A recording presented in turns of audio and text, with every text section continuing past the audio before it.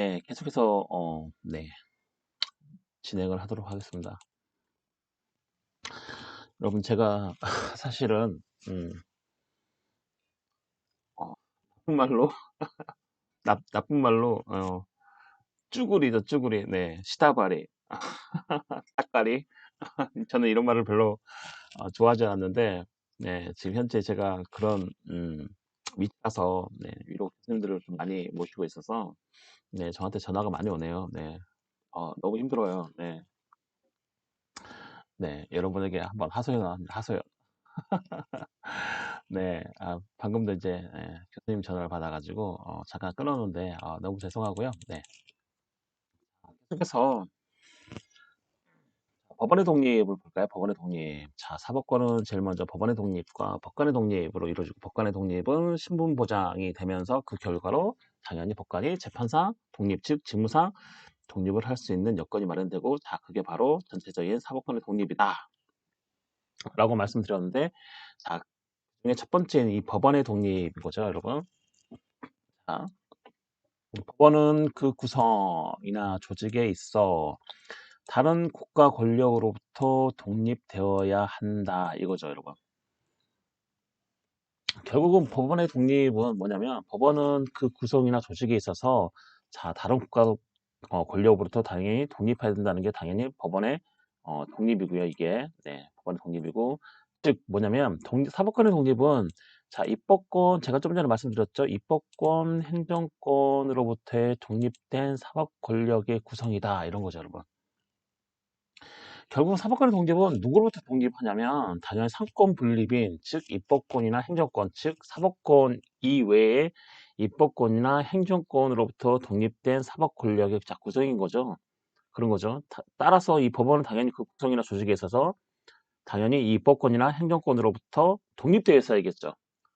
만약에 법원의 구성이나 조직을 입법권이나 행정권이 야 너 이렇게 너 저렇게라고 하면 당연히 사법권의 독립을 물 건너가겠죠. 당연히 뭐 구성이나 조직에 있어서 독립이 안 되는데 당연히 사법권의 독립은 정말 먼 나라 얘기가 될 수 있겠죠, 여러분. 그리고 우리나라는 당연히 이거를 헌법 제101조에서 이를 보장하고 헌법재판소의 경우에는 당연히 지금 현재 우리 헌법이 헌법재판소를 111조에서 규정을 하고 있기 때문에 당연히 이 111조에서 이 헌법재판소라든지 이 법원의 독립에 대해서 규정을 하고 있습니다, 여러분. 자, 이해하시나요, 여러분? 자, 그러나 뭐냐면 자, 민주주의 원리 자, 권력 분립의 원리에 의하여 사법권 구성에 다른 국가 권력이 협력하는 거나 견제하는 것은 가능하다. 자, 법원은 헌법 제101조 제3항, 자, 그리고 102조, 또 3항, 그다음 104조. 자, 여기에 이렇게 나와 있습니다, 여러분. 자, 이게 무슨 말이에요? 야, 법원의 독립이라고 해서 입법권, 행정권으로부터 100% 너는 나에 대해서 아무것도 터치 못해. 자, 이런 게 아니라는 거죠.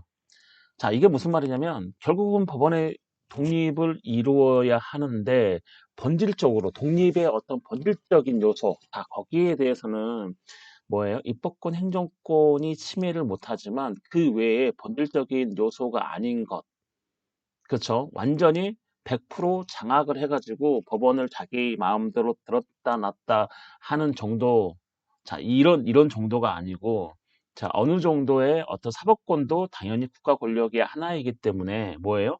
당연히 통제가 돼야겠죠, 여러분. 네, 통제 안 되는 권력은 없으면 안 되는 거죠.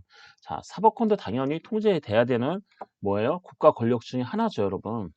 그래서 최소한의 통제, 견제죠, 견제. 예, 이해하시나요? 그렇죠. 삼권이 서로 균형도 맞추지만 서로 견제도 하잖아요.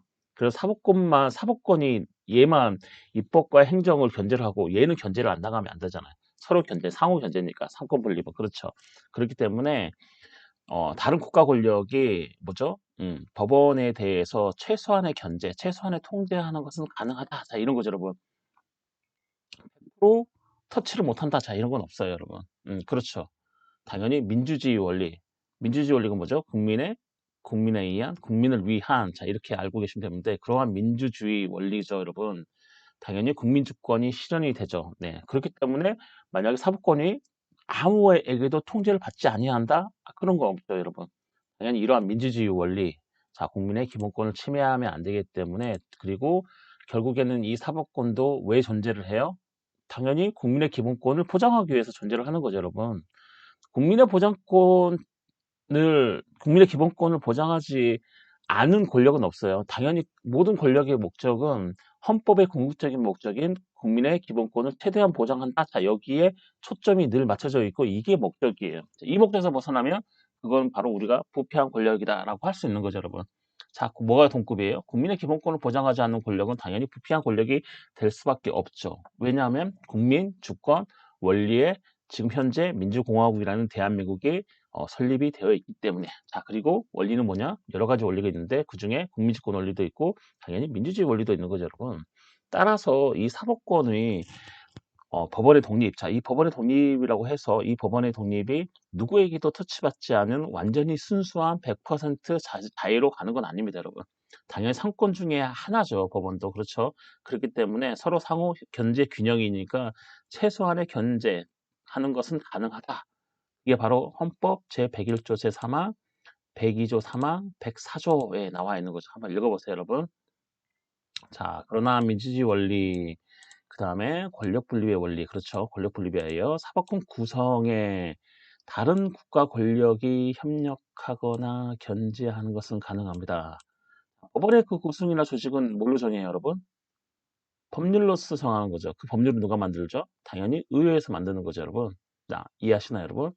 헌법 제101조 3항, 102조 3항, 104조. 네. 한번 읽어보시기를 원합니다, 여러분.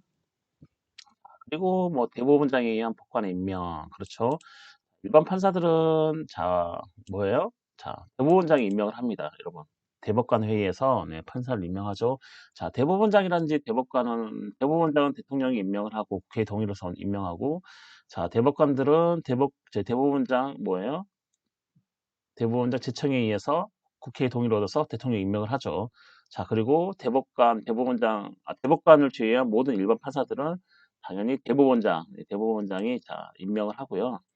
자, 그리고 대법원의 규칙 제정권. 자, 대법원의 규칙 제정권도 당연히 입법인데, 이 대법원도 당연히 뭐죠? 재판만 해야 되는데 규칙을 제정한다? 그러면 뭐예요? 의회의 어떤 권한을 침해하는 거지만, 자, 대법원의 규칙 제정권은 최소한의 의회에 대한 견제라고도 볼 수 있는 거죠. 네. 만약에 대법원의 어떤 규칙을 의회에서 정해줘요. 그럼 당연히 의회에서 대법원을 침해하게 되는 거죠, 여러분. 대법원의 어떤 사무에 대해서 침해를 하는 결과를 낳을 수 있죠. 그렇기 때문에 대법원은 스스로 자기의 내부의 규율은 이런 규칙을 제정할 수 있습니다. 단지 이거는 헌법과 법률에 어긋나면 안 되겠죠. 저촉되지 아니한 범위 내에서 당연히 대법원은 자신의 규칙을 제정할 수 있는 권한을 가지고 있는 거죠. 이게 만약에 행정부나 의회에서 정해준다? 그럼 대법원은 당연히 의회나 행정부의 어떤 충실한 하수인이 될 수밖에 없는 거죠. 자, 그렇기 때문에 권력 분립의 원칙에 의해서 대법원은 자신의 어떤 규칙을 제정할 수 있는 권리를 가지고, 그리고 대법원장은 당연히 국회에 또 입법 의견 제출권을 갖습니다, 여러분. 대법원장이 어떤 사법 절차라든지 또는 뭐 어떤 행정 사무에 있어서 뭐 하다 보니까 뭔가 껄끄럽고 이상하다, 또는 이렇게 하는 게 더 효율적이고 이게 더 국민의 기본권 보장을 하기 위해서 맞다 하면 대법원장은 어떤 입법 의견서를 국회에 제출을 할 수가 있습니다, 여러분. 그리고 사법행정사무의 독립. 자, 사법행정사무의 독립. 네. 자, 여기서 이제 우리가 주의를 해야 될 게 뭐냐면, 자, 법원의 이 독립을 하기 위해서, 자, 대법원장이어서 법관도 임명하고, 자, 대법원이 자기 스스로 규칙도 제정하고, 그다음에 대법원장이 어떤 재판 절차라든지 어떤 행정 사무 이런 이제 이런 것 때문에, 자, 효율성을 위해서 또는 어떤 국민의 기본권을 좀 더 보장하기 위해서 또는 이상하게 되어 있는 것들을 다시 바로잡기 위해서 어떤 국회에 이런 것들을 좀 입법 좀 해주십시오라고 입법 의견서를 제출을 할 수 있고, 그다음에 법원의 독립을 위해서 사법행정사무도 완전히 독립되어 있죠. 입법권과 행정권으로부터 독립입니다, 여러분. 그리고 불특정한 외부 세력으로부터 독립인 거죠. 자, 이렇게 독립이 되어 있는데, 다만, 법원이 독자적인 예산 편성권은 없습니다, 여러분. 음. 요즘에 최근에 문제됐던 건 뭐예요? 누구였죠? 박범계 의원이었던가? 최근에 그렇죠. 박범계 의원이죠. 뭐 요즘에 뉴스에 며칠 전에 났는데 어, 언제 뭐 국정감사 때 그랬나? 네, 국정감사 때인가? 네, 법원행정처장이 대법관이죠, 여러분. 제가 저번 시간에 말씀드렸죠. 예. 법원행정처장은 대법관이 견임을 한다 그랬죠. 뭐 나와서 얘기하는데 그 뭐죠? 어, 법고울이라는 게 있어요. 법고울 맞을 거예요. 법고울이라는 그런 프로그램 이렇게 뭐 프로그램 이렇게 딱딱딱 치면 뭐 법률 나오고 뭐 거기에 따른 무슨 판례가 쭉 정리돼서 나오는 그런 프로그램이 있는데 그런 프로그램 예산권, 네, 예산을 가지고 뭐 박홍기 의원님 이제 얘기했죠. 뭐라고 얘기했냐면 의원님 한번 살려주십시오라고 얘기해라. 뭐 이런 식으로 얘기했죠. 물론 그 이제 그 얘기를 하는 과정에서 그게 왜 나왔는지는 모르겠지만 뭐 본인은 뭐 그만큼 절실하게 뭐 얘기를 해야 된다라는 취지로 얘기를 했다고 하지만 사실 그 자체가 되게 무서운 말이죠. 네, 대법관이에요. 대법관이고 얘가 아무리 국민의 어떤 대표성을 띠고 있는 국회의원이라도 당연히 뭐예요? 의원님 살려주십시오라고 얘기하는 건 어떻게 정말 확대 해석하면 입법에 의한 즉 뭐죠? 그 사법의 침해가 될 수 있거든요. 네, 물론 그 말 한마디로 침해되는 건 아니지만 그 사람이 그런 생각을 가졌다는 건 자체가 좀 위험한 생각일 수도 있겠죠, 여러분. 확대 해석하면 그렇습니다, 여러분. 그 자체가. 그래서 뭐 여러분의 이해를 돕기 위해서 하는 얘기예요. 네. 여러분 달리 생각할 수 있는 거죠. 당연히. 그렇죠. 음. 저는 항상 여러분이 달리 생각할 수 있다고 생각합니다. 하지만 이제 저는 여러분에게 이러한 것들의 원리는 뭐다라고 이제 알려주고 싶은 거죠. 자, 우리나라 같은 경우에 당연히 자, 그런 거죠. 네. 입법과 지금 좀 전에 얘기를 든 것은 네. 뭐죠? 입법과 이제 사법이죠. 입법과 사법인데 어떤 것들은 철저하게 분리가 되어 있지만 어떤 것은 둘 다 국가 권력이기 때문에 상호 균형을 맞추고 협력도 할 거 협력하고 견제할 건 견제해야 되는데 자 최근에 그 문제가 됐던 그런 그 국회의원의 어떤 그 말 한마디는 완전히 입법이 사법을 누르는 거죠, 여러분. 뭘로? 돈으로, 그렇죠. 돈으로. 예전에는 폭력을 써서 어떤 물리적인 어떤 힘을 써서 사람을 제압했다면 요즘에는 돈으로 제압하죠, 여러분. 이 돈이 어떤 그 권력 관계를 무너뜨릴 수 있는 어떤 그 뭐죠? 어, 자극제가 될 수 있는 거죠, 여러분. 예산 편성 확 깎아버리고 그런 거죠. 돈으로 조정할 수 있는 거죠, 여러분. 네. 요즘 이게 돈이 그래서 무섭습니다. 예전에는 물리적인 힘을 썼지만 요즘에는 돈으로 통제하는 거죠, 여러분. 자, 이 돈으로 어떤 권력 관계가 변할 수도 있는 거죠, 여러분. 네. 여튼 법원의 독립은 이 모든 대법원장이 법관을 임명한다든지 대법원의 어떤 규칙 제정권이 있는다든지 대법원의 입법의견 제출 뭐 사법행정 사무 독립 다 좋은데 딱 하나 없는 게 뭐냐면 법원은 자 독자적인 예산 편성권을 가지고 있지 않습니다. 자 예산 편성권만은 가지고 있지 않습니다. 자 예산 편성은 누가 해요, 여러분?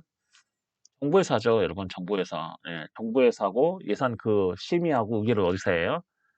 국회에서 하죠. 그렇죠. 국회에서. 네, 국회에서 하기 때문에 법원은 자, 독자적인 예산 편성권이 없다. 자, 법원의 독립에서 법원의 독자적인 예산 편성권은 빠진다라고 생각하시면 됩니다.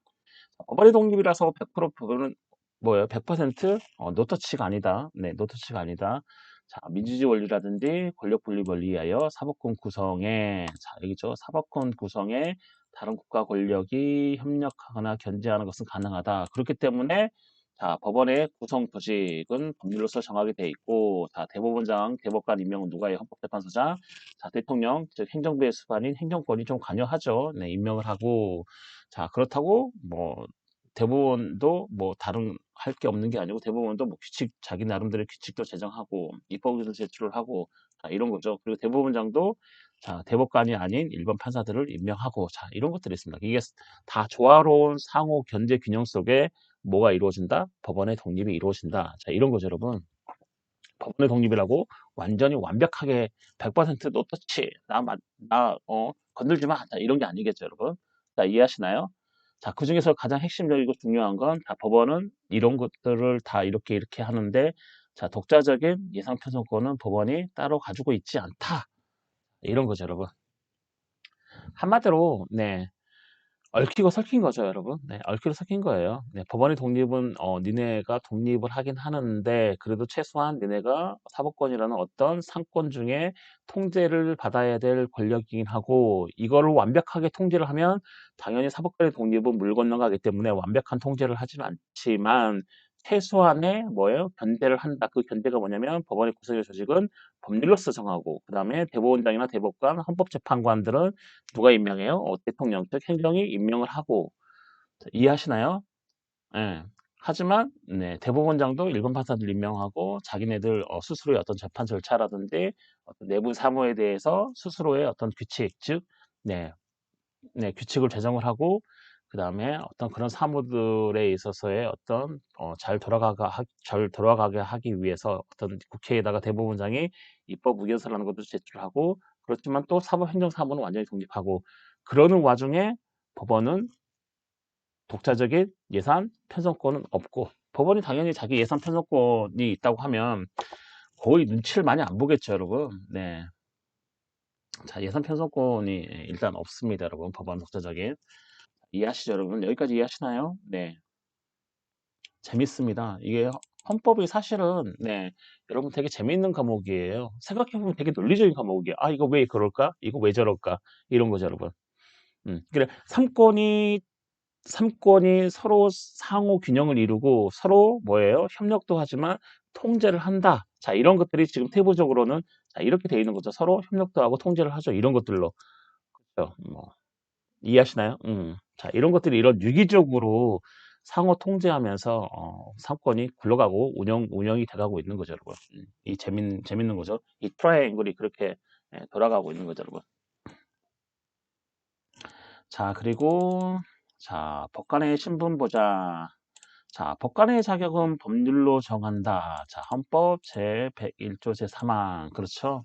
그리고 법원조직법 제42조. 아, 법관의 신분보장을 위해서 자, 법관의 자격을 법률로 정한다. 그렇죠?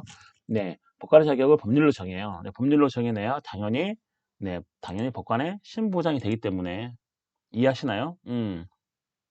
그냥 뭐 명령으로 정하는 것도 아니고 무슨 지침으로 정하는 것도 아니고요.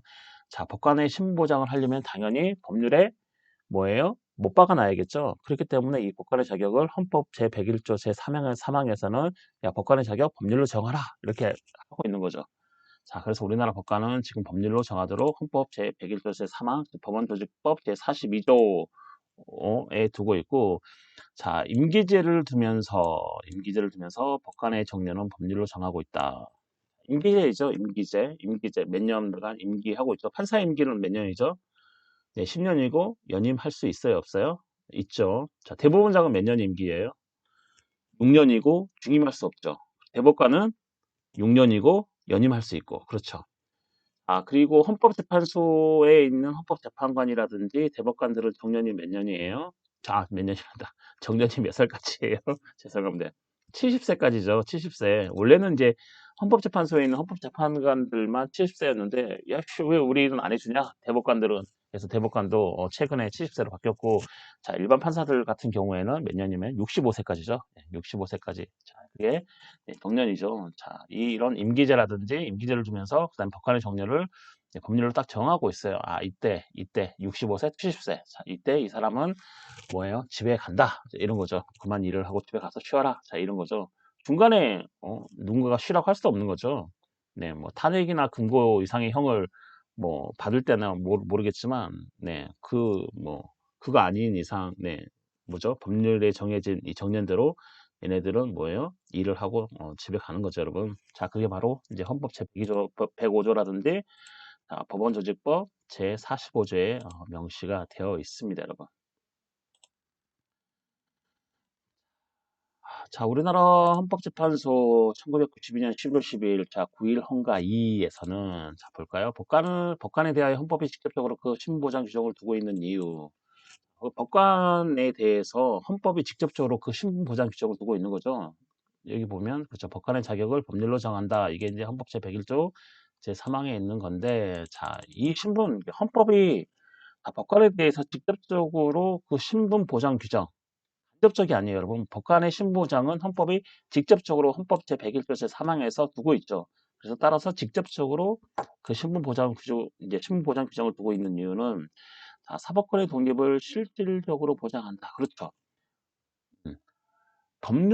법률로서 보장하고 있는 건 아니에요. 물론 법률에 의해서 법관의 자격을 정하고 있지만, 자, 법률이 직접적으로 하고 있는 게 아니고 헌법의 수권을 받은 거죠. 그렇죠. 헌법이 직접적으로 야, 법관의 자격은 법률로 정해라고 법률에 이제 위임을 한 거죠, 여러분. 그렇기 때문에 헌법이 직접적으로 그 신분 규정을 두고 있습니다. 그래서 법률보다 한 단계 더 높은 더 최고법인 헌법에 그 법관의 신분 보장 규정을 두고 있는 이유는 당연히 이 사법권의 독립을 실질적으로 보장하겠다. 즉 국가 권력 분립의 원리를 제대로 이루겠다라는 의지겠죠, 여러분. 네, 헌법 제정권자, 즉 국민의 의지겠죠. 이 사법권의 독립을 실질적으로 보장함으로써 헌법 제27조에 보장되고 있는 국민의 재판 청구권, 그렇죠. 헌법 제27조가 재판 청구를 할 수 있죠. 국민들은 네, 국민의 재판 청구권을 보장을 하고 있는데, 그래서 국민이 뭐예요? 재판을 청구했을 때, 그렇죠. 이 사법권의 독립을 실질적으로 보장한다는 것은 당연히 국민의 기본권을 최대한으로 보장하는데 부족함이 없이 하겠다. 그리고 그건 뭘로 나타나요? 헌법 제27조가 규정하고 있는 국민의 재판 청구권이죠. 아, 나 이런 손해를 당했어. 아, 나 이런 피해를 당했어. 내가 재판을 청구해서 나의 권리를 회복할 거야. 자, 이거를 뭐예요? 법률로 자격이 정해진, 즉 헌법이 직접적으로 법관의 신분 보장 규정, 즉 법관이 신분이 보장이 돼야지만 당연히 재판상 독립을 할 수 있기 때문에, 다 재판상 이 독립은 결국 뭘로 이어져요? 국민이 재판을 청구했을 때 공정한 재판으로 이어질 수 있겠죠. 이런 것들이 다 이렇게 엮여 있는 거죠. 자, 엮여 있기 때문에 이 헌법이 직접적으로 법관의 자격을 법률로 정하라고 그 헌법 제101조 제3항에라고 여기에 명시를 해놓는 이유는 결국에는 헌법 제27조하고 연결이 되는데, 27조가 뭐냐면 국민의 재판 청구권이죠. 그렇죠. 이 재판 청구권이 올바로 행사될 수 있도록 하기 위한 것임은 의문의 여지가 없다라고 하죠. 자, 헌법 제101조 제3항은 결국은 뭐예요? 헌법 제27조로 네, 넘어가는 거죠. 연관되어 있는 거죠.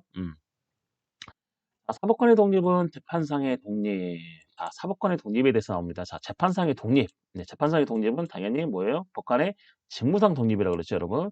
자, 법관이 직무상 독립을 하려면은 당연히 법관은 뭐예요? 재판을 함에 있어서 자, 오직 헌법과 법률에 하여 그 양심에 따라서 한다. 이런 거죠, 여러분. 재판상 독립이면 어떤 입법이나 행정부의 어떤 입김이 아니고, 자, 법관이 뭐예요? 신보장 받은 이 법관이 자기가 직무상 독립, 즉 재판을 함에 있어서 자기가 따라야 될 건 뭐냐면 헌법 법률에 기반을 한 자기의 양심이겠죠. 법적 소신. 자, 양심에 따라서 할 뿐 어떠한 외부적인 압력이나 간섭도 받지 않는다는 것뿐만 아니라, 그렇죠. 아, 재판상의 독립은 뭐냐면 니네가 헌법과 법률, 즉 법관이 재판을 함에 있어서 어떤 외부적인 어떤 세력의 어떤 그 입김에 작용받지 않고 영향을 받지 않고 오직 헌법과 법률에 따라서 그 양심에 따라서 헌법과 법률에 의한 그 양심에 따라서 할 뿐 어떠한 외부적인 압력이나 간섭도 받지 않는 것뿐만 아니라 더 플러스에서 뭐냐면 그 수단으로서 법관의 신분 보장도 차질 없이 이루어져야 함을 의미하는 것이다. 그렇죠. 내가 이 판결을 한번 하고 법관이 잘려요. 파면당해요. 그러면 당연히 재판의 독립을 이룰 수 없겠죠. 그렇기 때문에 법관이 재판을 할 때 헌법과 법률에 의거하여 그 양심에 따라서도 하지만 거기에 플러스 자, 사법권의 독립을 이루기 위해서는 당연히 법관의 신분 보장이 이루어져야 한다라는 것을 헌법재판소가 얘기를 하고 있는 겁니다, 여러분. 자, 특히 이 신분 보장은 자, 뭐예요? 법관. 틀렸네요. 네. 법관의 재판상의 독립을 보장하는 데 있어서 자, 필수적인 전제다. 그렇죠. 재판 한번 하고 잘리면 안 되니까, 여러분. 당연히 신보장이 돼야겠죠, 여러분. 자, 이 신보장은 당연히 그래서 재판상의 독립을 보장하는 데 있어서 필수적인 전제가 되고, 자, 정당한 법절차에 따르지 않는 법관의 파면이나 면직 처분 내지 불이익 처분의 금지를 의미하는 것이다. 이런 거죠, 여러분. 무슨 말이죠? 정당한 법 절차에 따르지 않는 법관의 파면, 그다음에 면직 처분 내지 불이익 처분의 금지를 의미하는 거죠, 여러분. 자, 정당한 절차에 따르는 법관의 파면은 뭐죠? 탄핵이나 금고고, 그렇죠, 여러분. 징계 처분. 네, 징계 처분. 네, 징계 처분에 의해서 뭐예요? 불이익 처분을 받는 거죠. 징계에 의해서 뭐 징계도 받고 뭐 감봉도 받고 정직도 당하고 이런 거죠, 여러분. 이게 정당한 절차에 따라서는 그렇게 다 되지만 정당한 법 절차에 따르지 않는 법관의 파면이나 지금 정당한 그러니까 정당하지 못한 방법으로 법관의 파면이라든지 면직 처분이라든지 불이익 처분에 뭐 금지를 하면 안 된다. 자, 이런 거죠, 여러분. 이해하시나요, 여러분? 그게 바로 뭐냐? 신분보장인 거죠, 신분보장. 예, 신분보장입니다, 그게. 신분보장 법관의 재판상의 독립을 보장하는 데 있어서 자, 필수적인 전제고, 예, 정당한 법 절차에 따라서 법관을 파면하면 상관없는데, 정당한 법 절차에 따르지 않거나, 이제 정당한 법 절차에 따르지 않는 그런 그 법관의 파면이나 면직 처분, 내지 불이익 처분의 금지를 의미하는 것인 거죠. 네. 이게 그런 거죠. 그게 바로 뭐냐면 신분 보장이다라고 헌법재판소에서 9일 헌가 자 2에서 밝히고 있습니다, 여러분. 잠시만요. 이거 몇 분을 했죠? 좀 쉬었다가 할까요, 여러분? 네. 좀 쉬었다가 할게요, 여러분.